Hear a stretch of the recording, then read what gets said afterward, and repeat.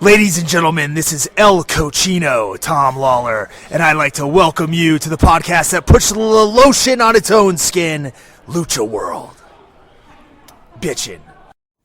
Welcome everyone to LuchaWorld Podcast episode number 115. Fredo Esparza here, ready to talk about all the big news in Lucha Libre. I was planning on doing a podcast a few weeks ago, but I wasn't home for about a week, so my schedule completely changed. But I'm back, ready to do this show. A lot to talk about. Heroes Inmortales, just a little recap on that, some thoughts on that show. AAA had another show that followed that was actually pretty good as well. Some of the latest CMLL news with the last podcast we did, we talked about Rush and Ray and Lee leaving, and they've basically been, they've kind of just gone on without them, and there really hasn't, it's been pretty much what you expect from CMLL, with a lot of the same repetitive stuff that was going on, even with those guys in the promotion, even all the guys that have left recently. It's still pretty much been the same thing. Nothing really has. I think the last time there was something really strong that was just different in CMLL was really when LA Park was there, I think earlier in the year. So, and back when the Lucha Brothers were there. So really since that time, there hasn't been a lot of changes, and just a lot of, it feels like they're just going on repeat mode right now. They had a big show for Dia de Muertos that didn't really, other than everybody being dressed up like, skeletons and, celebrating the dead, it really didn't come across as anything that different to any other shows. The other big news, of course, this Sunday, IWRG debuting the newest trio, one of the hottest new acts in Lucha Libre. They're going to be the reason that there is a boom in the business in Mexico. Of course, I'm talking about the Strippers Big, Ovet, Tortuga Ninja Mike, and Chico Che, all joining up together to form Strippers Big. They just debuted. They used the Backstreet Boys, I think it was a Backstreet Boys song, or one of those groups from that time period. It was, they wrestled the Exoticos, so that's something else for all of you who are into independent wrestling, independent Lucha Libre, for all of you to look forward to. But I guess we should start with AAA's show, Heroes Inmortales. I thought it was a really good show overall. I think the thing that happened with Heroes Inmortales, and anything that's going on with AAA in the last couple of weeks, it's, despite them having good shows, there's still a bit of a dark cloud following them right now because of the injury to La Parka.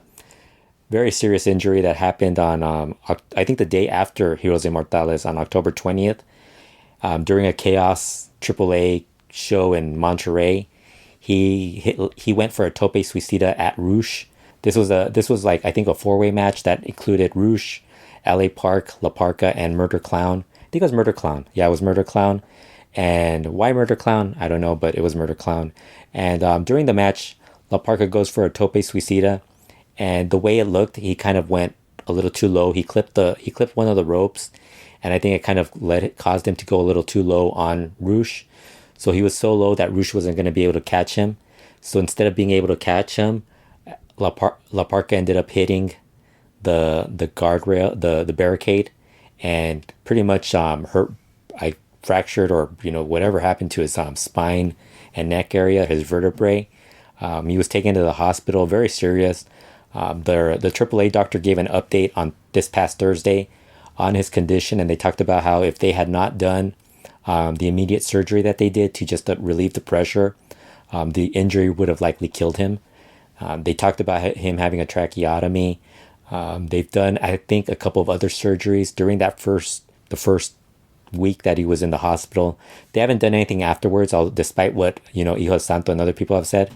One of the other things the doctor from AAA said was that the only people that have been able to visit La Parka have been doctors and his immediate closest family members. So really, I think the most information you're going to get for that, as far as the most reliable information you're going to get, is just wait for AAA to get news directly from the family or their own doctor, or from, La Parka's son, Carlos La Momia Jr.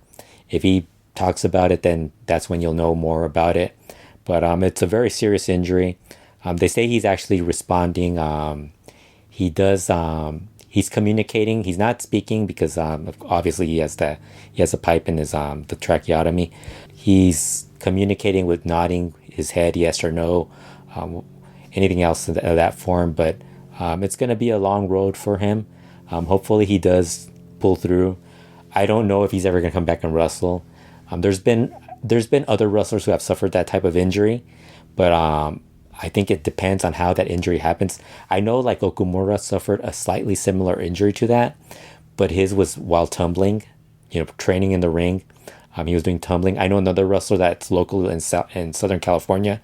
The local Los Angeles wrestler Triton also suffered a similar injury when he was also training, and he actually it took him about a year or two to recover, and he's fine right now, but he's not wrestling anymore. Plus, also the other thing is that if this injury happens at a certain age, there's a more of a risk to the person's health and whether or not they will return. So hopefully hopefully La Parka pulls through. There was a lot of confusion because a lot of people thought it was LA Park. It isn't LA Park. It's actually La Parka. And LA Park actually is still wrestling. He's very active. He just challenged for the MLW heavyweight title this past weekend. So and he's still appearing everywhere. He's going to be part of several AAA shows, and he's still involved in a lot of wrestling. But La Parka, everybody's sending out their well wishes for him. Hopefully he pulls through and he'll be okay. I don't know if he's going to come back into wrestling because he's 53 years old. So he's at that other side of an athlete's or professionals, as far as their body being able to sustain an injury like that. Fortunately, he's still alive, and it isn't anything. Hopefully he pulls through. That's all I know. And it's been the thing that's been on everyone's mind as far as what's been going on with AAA, even though they've had a lot of news. Like I said, they had Heroes Inmortales, and there was a lot that happened on that show. But the big news in that show is really Kenny Omega beating Phoenix for the AAA World Mega title. That is a big. I don't know. I think it's a big win for as far as a title change and Kenny Omega winning it. I don't really know if it's really something that AAA is going to get anything out of it beyond having a big name holding the belt. I think what it will do is it'll give Kenny Omega, like, next time he shows up, because a lot of the Mexican fans have been very lukewarm to a lot of these guys who have been coming in from AEW. They were very quiet when the Young Bucks first showed up. The same thing happened with Kenny Omega. When that match with Phoenix started, there was a lot of a crowd reaction. So AAA actually sent out Lady Shani to get the crowd going for her. She was like basically in Phoenix's corner, supporting it and making, getting the crowd to respond.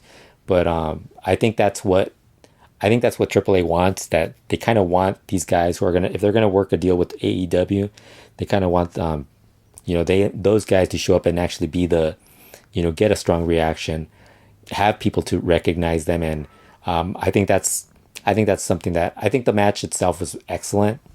I know a lot of people aren't big fans of Kenny Omega's the way he wrestles. I think you're either a big fan or you're really not a big fan of his. So I don't know what it is. He's kind of a very it's very difficult to judge whether or not somebody, some people absolutely can't stand him, but then you have like Meltzer, who will rate matches of his 5 stars, 6 stars, 7 stars. I think this match only got I don't think it was 5 stars, but it did get a good rating. It was an excellent match. I thought Phoenix really, I thought the big thing out of this match, more than Kenny Omega winning the title, was that I still kind of always felt that Phoenix was always, even though he's a great performer, a great worker, I don't think the fans viewed him at the level of say Psycho Clown or even Penta Zero M, Pentagon Jr. As guys who are big stars because of their personalities, their characters. I think Phoenix was kind of more like he's a great worker, so he kind of was, in wrestling, if you're a great worker, you always fall slightly behind the guys who have a lot of charisma, like Hulk Hogan and Ric Flair. Those type of guys will get, even if they're not the greatest wrestlers, they're going to get a great reaction. Fans are going to rate them very highly. But then you have the guys who are really excellent workers who are slightly below them.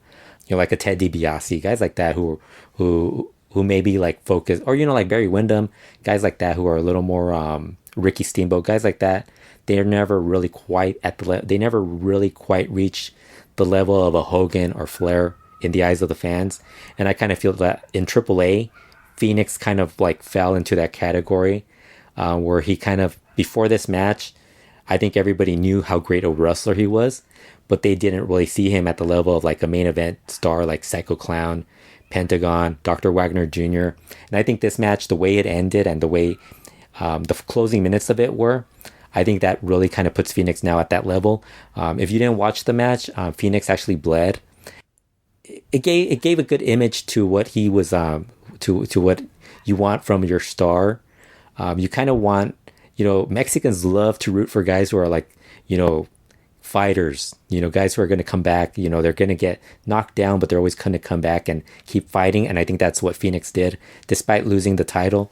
I think Kenny Omega is like if he could tone down being a little bit of a clownish type of character, because I think even if you watch the Young Bucks when they've been in Mexico, at times they did this a few times in the Crash where they were kind of doing a little bit too, they were being a little too comedic.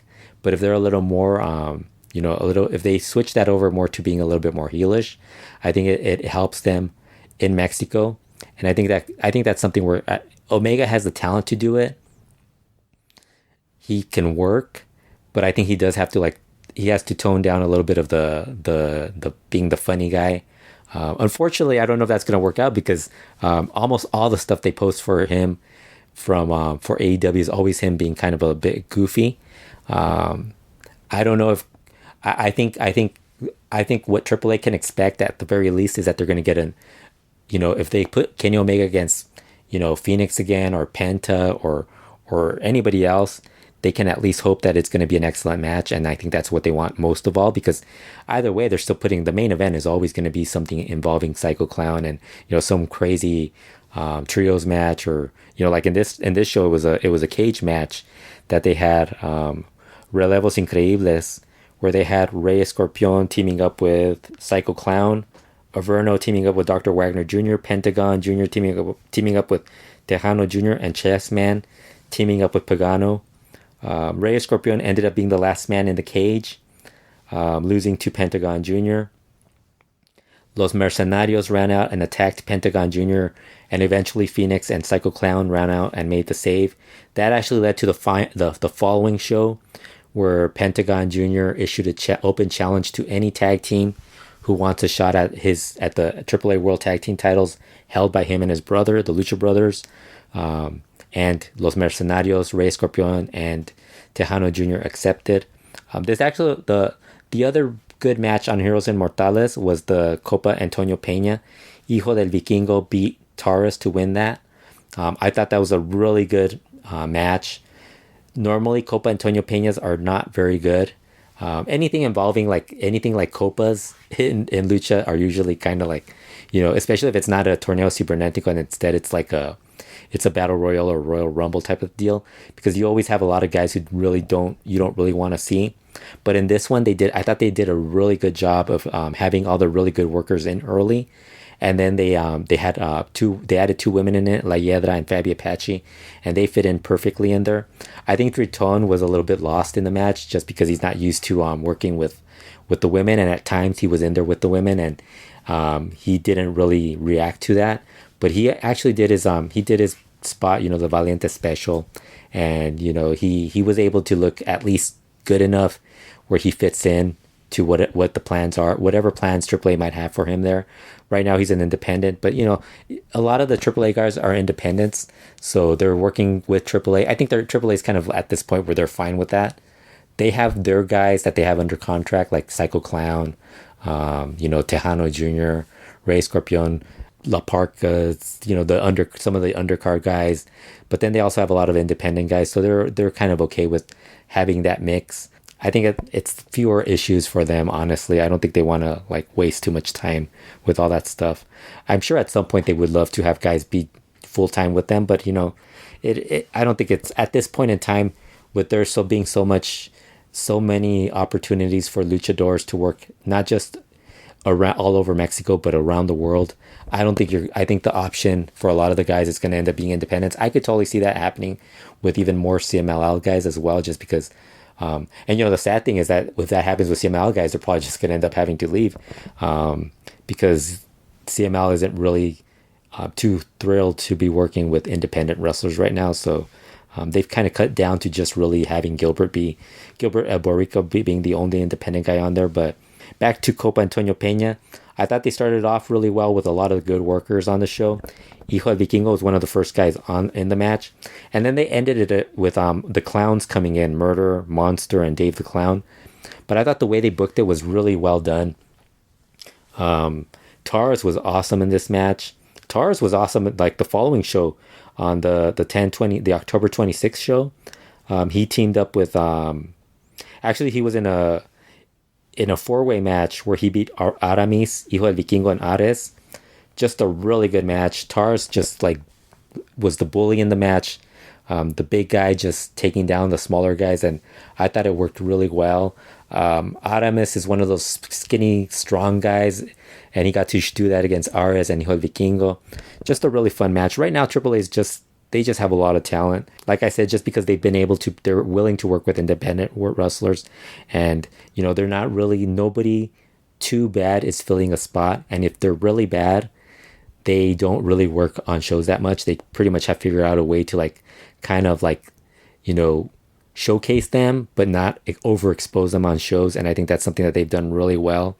One of the other things that's going on with AAA, they basically continued the Lady Maravilla, Big Mami Niño Hamburguesa storyline. At Heroes Inmortales, Lady Maravilla and Villano Tercero Jr. retained the AAA World Mixed Tag Team titles by beating Kiera and Latigo and Big Mami and Niño Hamburguesa. Lady Maravilla hit Big Mami with a chair to get the win. After the match, Maravilla insulted Niño Hamburguesa. And after that, Big Mami actually told Niño Hamburguesa that she had had enough of him and was done teaming with him. And pretty much in one night, Niño Hamburguesa lost both his women, which was really, really a nice little switch to the storyline. Really, I think if you're going to watch Heroes Inmortales, the matches to watch are really the Copa Antonio Peña and the Kenny Omega Phoenix title match. Everything else I thought was just okay. But, it was a good show overall. I thought that was really something that I will say that AAA was really good. The show that followed that actually had a really good opener. Dinastia retained his AAA Minis title. I don't think he's defended that title in a while. But they actually have figured out a way to have more Minis in the roster. They had Drago Kid. They debuted Drago Kid and Laredo Boy. And Drago Kid ended up being Astrolux, while Laredo Boy ended up being Freelance. And I thought this was an excellent match. Also in the match was Demus and Mini Psycho Clown. This was a really good opener. Excellent match. I'm glad they found more guys for Dinastia to work with. And, I think it also helps someone like Freelance, who was kind of not really too thrilled to be working as a mini. At least now he'll be able to work. He could still work as his regular character in Freelance on the independents, and he could do the mini stuff if AAA wants him as Loretto Boy.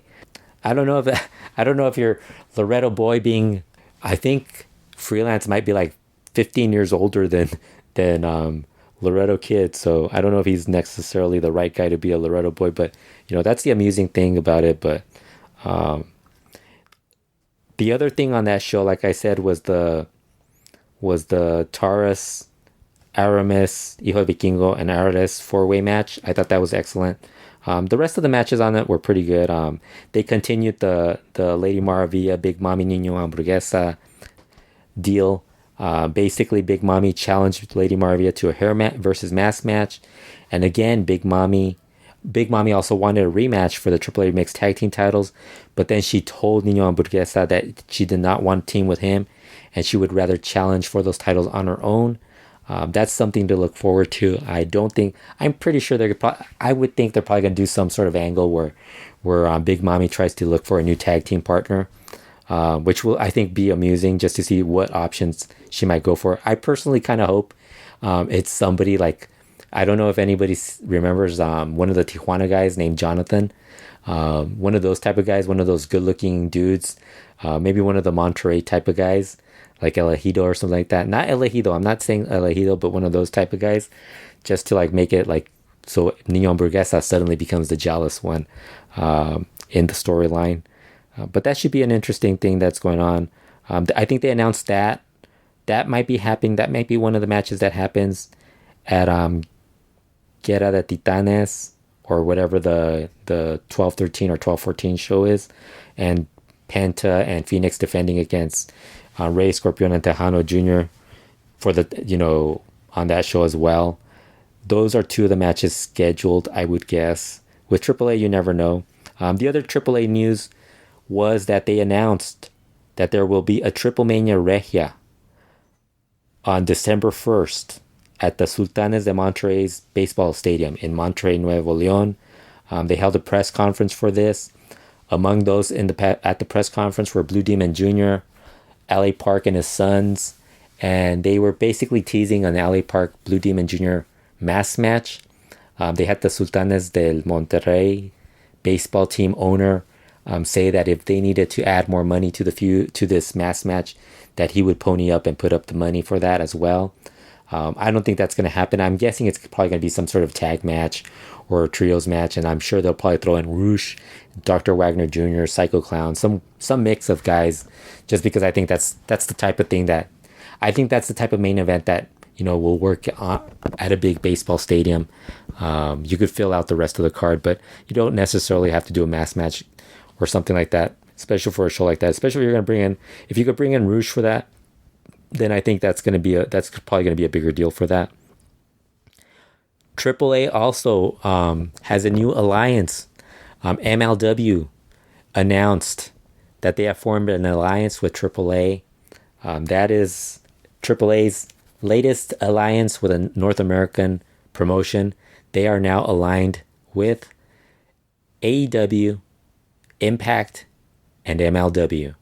Although I think MLW has some sort of a deal with AEW also, because I think someone that works for MLW, I think it's Jimmy Havoc, also works for AEW, so they're okay with that, and I think Impact might also be okay with it also.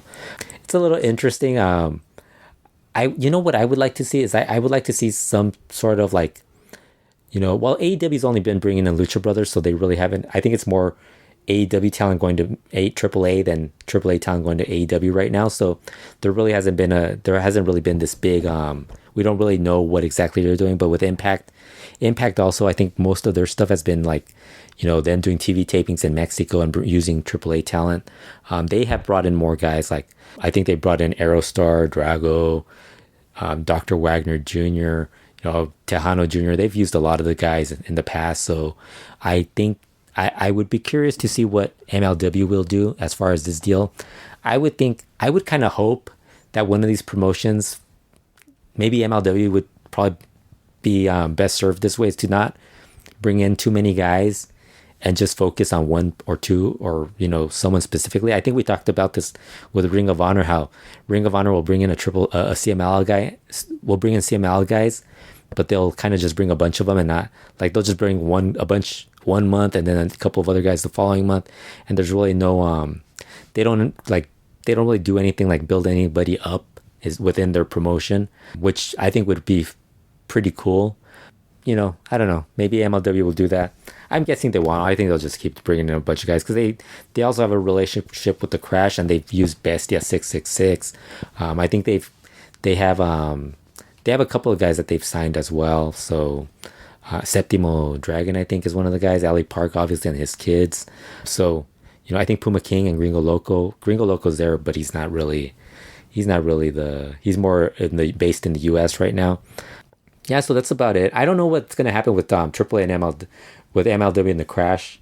I think they're still going to be fine. It's just a weird mix of everybody working together. I think at some point something's going to happen and somebody's going to like not be too pleased with the deal and end up, splitting. I'm still waiting for one of the Lucha promotions to work out a deal with NWA Power.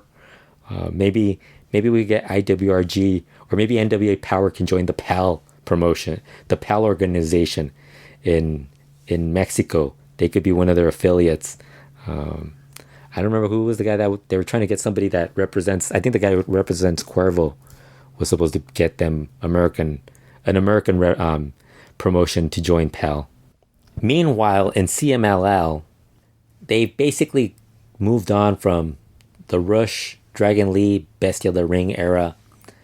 And, one of the things that happened in this situation was Mystico seems to have won out in this situation, because he was very, there was no real focus in him. He was just the third guy in Sky Team. He'd team up with Caristico, Volador Jr., Valiente, Dragon Lee. And really, that was basically it. No real, big push for him or anything like that. Well, they held the Gran Alternativa tournament, and, this was the show that they were going to create new stars for CML, and they really need new stars because, losing Roosh and Dragon Lee were two big losses. More so Roosh because of his, just because I think the one good thing about Roosh leaving is that now they don't have to worry about people wanting the Roosh LA Park match, which is, I think, only slightly good. It's not that good because there's really nothing else that they can, other than Caristico versus Mystico, there's nothing else that matches what they could have done with Roosh versus LA Park. But like I said, they were never gonna, CML was never gonna let their own guy lose to LA Park. So that was gonna be an unlikely situation. But now that they're gone, they basically did Gran Alternativa, a chance to see who might be new stars. I will say that there were I watched only the first the block. I didn't see all of the second block because I didn't really think the second block was that strong. But the first block, I thought there were a couple of guys that right now, maybe because I haven't seen a lot of them too often, would be way better than some of the guys that they have as regulars in Mexico City in their current roster. I do think that some of the guys, like Fugaz, is already better than some of the guys that they have already. So, anyway, the final ended up being Valiente and Star Jr. beating Mystico and Fugaz. It was a good match. I thought Star Jr. and Fugaz looked good, and Mystico has really kind of picked it up since his family left CMLL. I do think I wasn't too surprised that they were pushing him just because they have to. And I think it's good for him. I do think he needs to work on getting, his visa so he could travel outside of Mexico. So he could go to, the United States. So he could at least be one of the people that represents CMLL in the US, even though I don't think he's that great. He's not at the level of Caristico or, Ultimo Guerrero or the guys that they send, or even his brothers. But I think they just need to have that happen to make him, so at least he comes across as a bigger star. But I thought this match they did well. Fugaz, I think Fugaz right now, I think he's at that level where he's already better than some of the lower tier guys. I think what CML really has to do is they have to figure out how to strengthen the Rudo side of the undercard, because they've lost a lot of the guys who at one point were part of that. You look at the guys in Triple, like Taurus, Puma King, Rey Scorpion was higher on the card, but even like Damus, guys like that, they've lost a lot of the guys in those roles that would have at least been stronger on that end. So they really have to work on that, because really, I think on the technical side, they lost Triton, and I think Fugaz kind of comes across like a younger version of Triton right now, without having to adjust his pants. I think that's the only difference.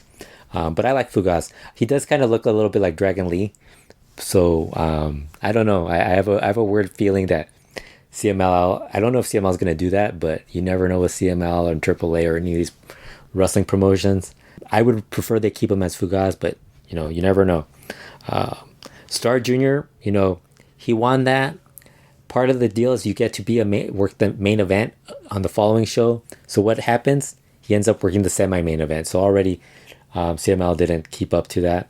The good thing is that he ended up actually He ended up being winning a Torneo Cibernetico to be the challenger to Sansón in the Rey del Inframundo title on the Dia de Muertos show on November 1st. And I thought that was a really good match. I thought they did really well. I think the only concern I have with that is that now Sansón always wins. They haven't come up with anybody who, you feel can beat him.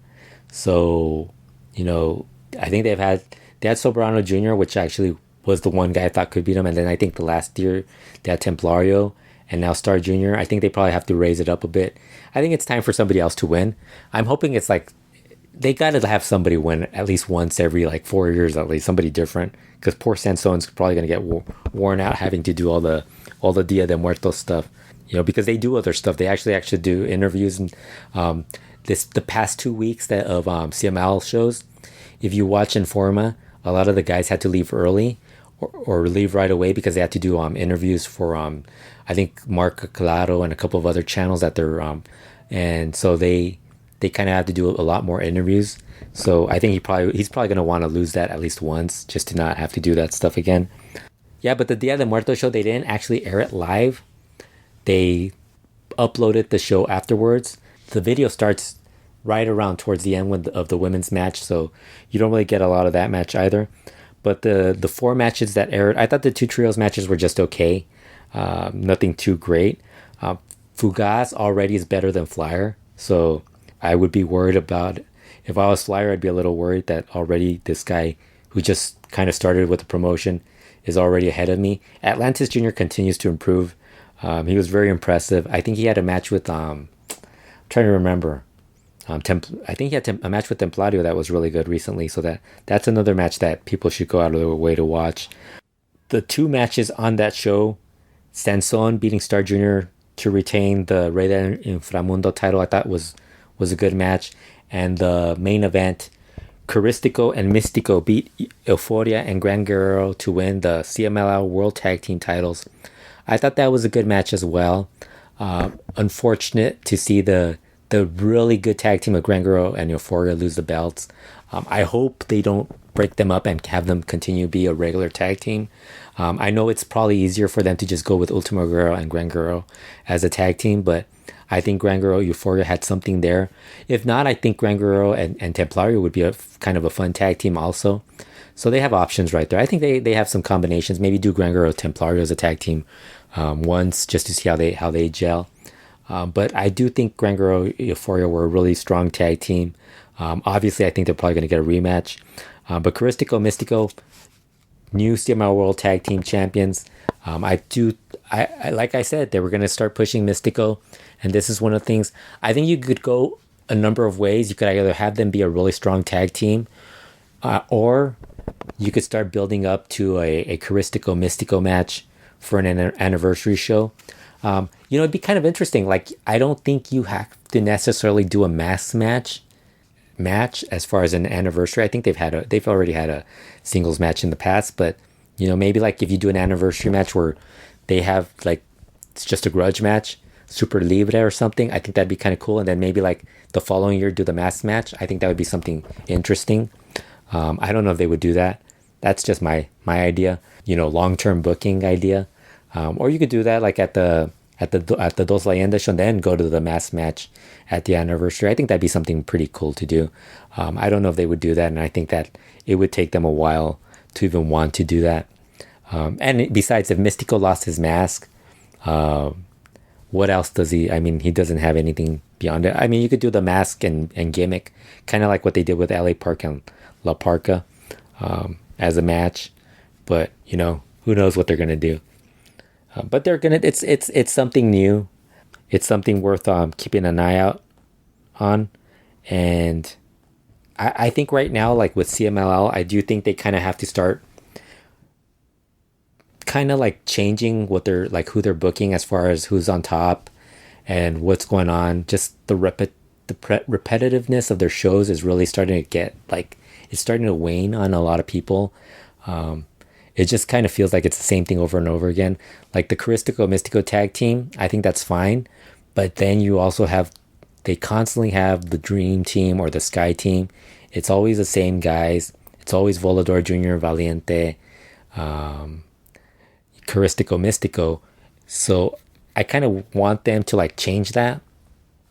Like to me, I think it would make a little bit more sense to have Caristico, Mystico, and maybe bring in a third guy, a new guy, maybe Aldaz, even though Mystico wasn't very high on him, but Caristico at least was very high on him.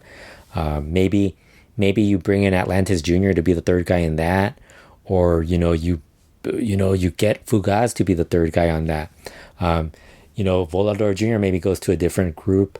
I just think that's something that they should do. I think there's a lot you could do with CML just to change it up a bit, and unfortunately they're not really doing that. It's kind of they're kind of being forced into doing it with Roosh and all these guys leaving, but they haven't really replaced them with guys who are talented. I do like like I said, I do like the guys that, Star Jr. I do think he has potential. I don't know if he's the main event guy, but I think he's in that next tier guy. He's probably in that third. I would say he's in the third tier guys, like maybe in the Guerrero Maya Jr., Black Panther, that group of guys. I think Black Panther should be switched over to a Rudo. He was talking about this on Informa. I do think he should be switched over as a Rudo. You don't necessarily have to switch Blue Panther Jr. as a Rudo. I wouldn't actually do that. I think Blue Panther Jr. you should, like, if you could get rid of Diamante Azul, I would just put Blue Panther Jr. in that spot, because they're basically the same guys. In fact, Blue Panther Jr. is probably better than Diamante Azul. At least he's not a total asshole like Diamante Azul. And Black Panther on his own as a Rudo, I think would be something cool, something different. He's kind of been the guy who's been lost in the shuffle from that, the 2014 En Busca de un Ídolo. He hasn't really been the guy who has really been moved up. In fact, I'm trying to remember who was in that, because I think we might have had. I think he might be the last guy who hasn't been moved up yet. Yeah, the En Busca de un Ídolo, the guys that were in that, Super Halcon Jr., Guerrero Negro Jr. are no longer in CMLL. But of the other guys, you have 6 other guys, and really Black Panther's the lowest rated guy, just because Dragon Lee, he basically became a star and he's no longer in CMLL either. But then you have Carbonario, Hechicero, Star Art Jr., and Soberano Jr., and they've all pretty much surpassed Black Panther. And I think Black Panther is really talented. I think he should turn Rudo. I think it'd be fun. Him versus any of those guys would be really good. He's already done it against them, so I think that's something that they should consider. Some of the other things, I think CML really should consider. I don't know. I kind of feel like they have to kind of like start dropping certain guys off the roster just because they're so bad.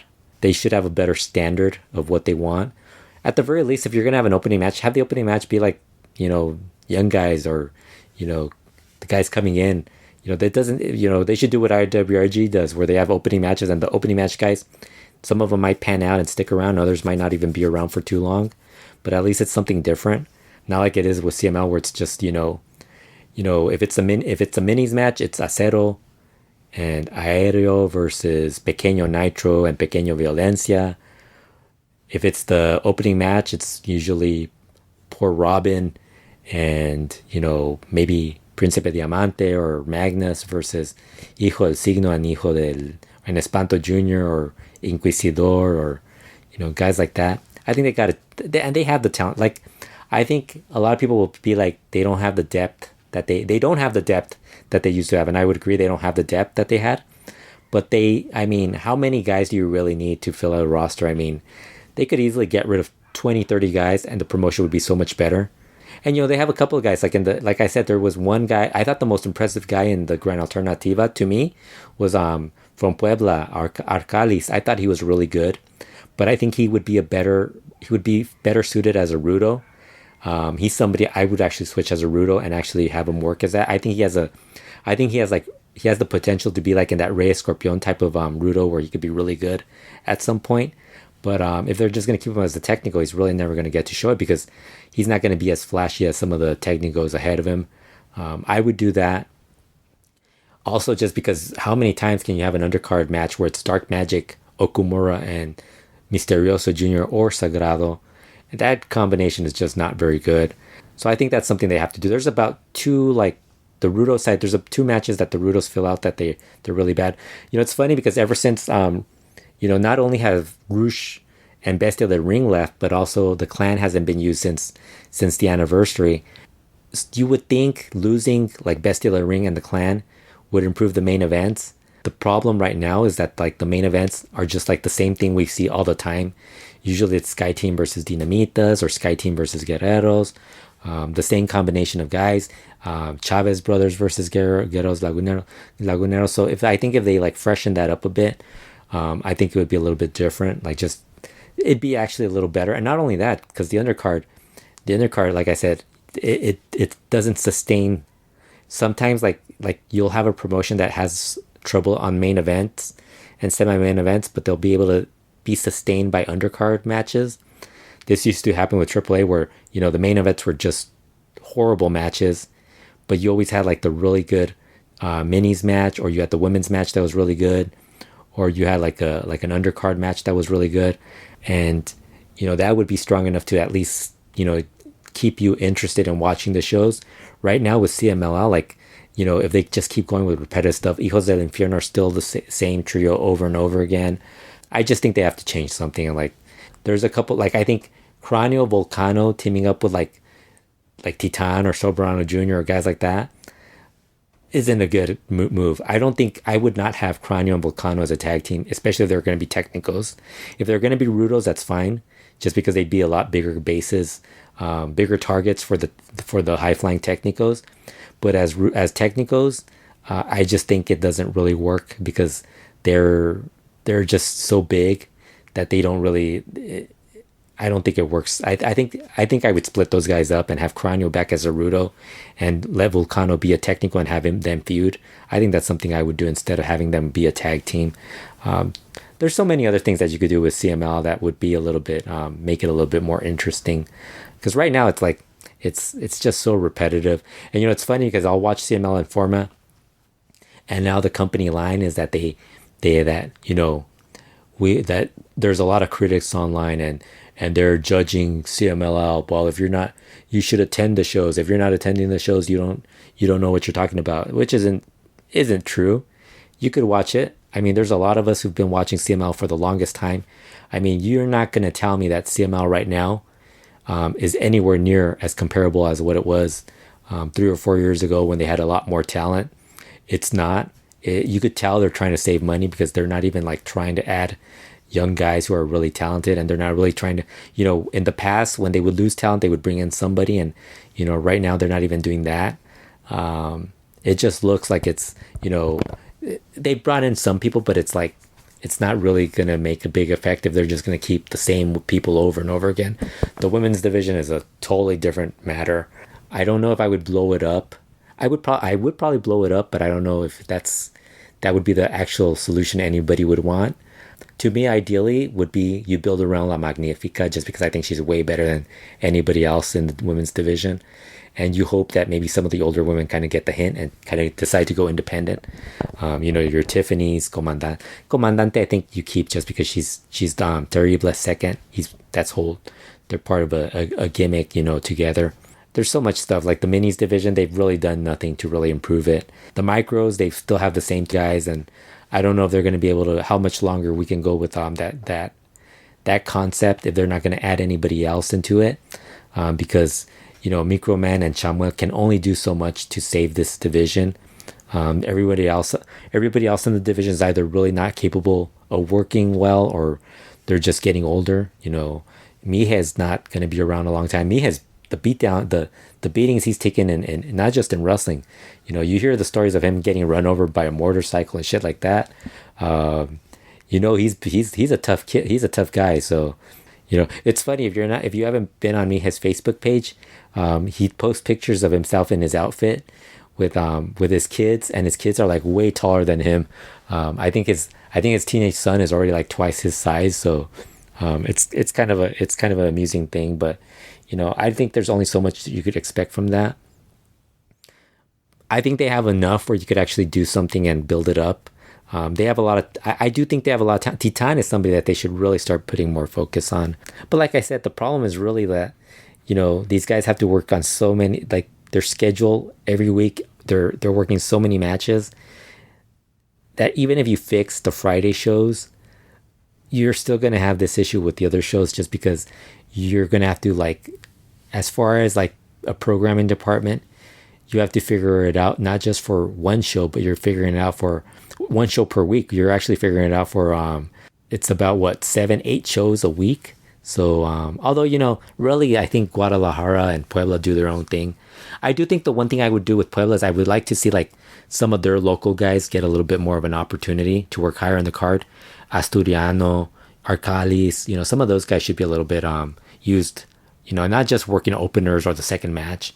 They should actually be used a little bit higher, just because I think it sends the message to everybody in Puebla that their guys aren't good enough to be in there with the Mexico City guys. And same thing with Guadalajara. Although I think in Guadalajara they've had a few guys at least be in big matches against CML guys. But I think that's something they should consider doing just to make it a little different. There's a lot of things you could do, but unfortunately they're not doing it. So that's about it for this week. There's I would expect the next big news will be whenever Rush and Bestia del Ring and Dragon Lee, where they end up going as far as whether or not they'll appear on AAA shows. That should be the next big thing that happens. I don't think we're going to be seeing a lot of independent talent going to CMLL for the time being. I guess the next big thing in CMLL is going to be the Legends show. Should be interesting to see who they bring in for that, who they find as far as Legends. Hopefully Jerry Estrada doesn't come back, or the Trio Fantasia, although I do want Super Raton back. But the other two I could live without. I think that's about it for this week. Check out the website for more updates, luchaworld.com. Also check out my other website, retrowrestling.com, for a lot of old school wrestling reviews. I've been doing a lot of Mid-South, World Class, I'm trying to think, Smoky Mountain Wrestling, a couple of other things as well. Lucha Libre, I've done a few. I haven't done as much Lucha Libre or Japanese wrestling of late, or even like World of Sport, but it's just because there's so much stuff to watch and so much stuff to do. Also check out the Patreon, patreon.com/LuchaWorld, Lucha Classicas, a bunch of Lucha Classicas, some Lucha Magazine write-ups. Started off the Retro Wrestling Podcast. There's going to be a second one I'll be posting. Like I said, that week I was away, really screwed up my schedule. I think I'm getting caught up on that. That's about it. Also listen to Lucha Talk if you want a more up-to-date podcast on Lucha Libre. I do that with Dylan and Microman Fever. That I think we do that every week now. I think we take a week off when there's only CMLL and it's a dead, like a slow show. I don't know. It's like I said, I think CML. I think that's the other thing we're starting to see. I remember a couple of years ago there was more Lucha podcasts, but it kind of feels like I always warn people when people would say you don't do enough podcasts. I warn people you can't expect that, because Lucha, there are some periods during the year where there's just a lot less to talk about, and it kind of gets a little bit boring at times. And I think that's what we're getting with CMLL right now. AAA has been perfectly fine. I've really enjoyed AAA. I kind of want to watch a little bit more. I haven't had a chance to watch the Lucha Capital shows, although I've heard those haven't been as good as last year's, which is unfortunate. I do think they should have kept the concept of singles matches and not three-way matches. I don't know why they had to do the three-way match. I mean, why do that? It made no sense. Should have just kept it singles matches. That's about it for this week, though. So we'll be back again real soon.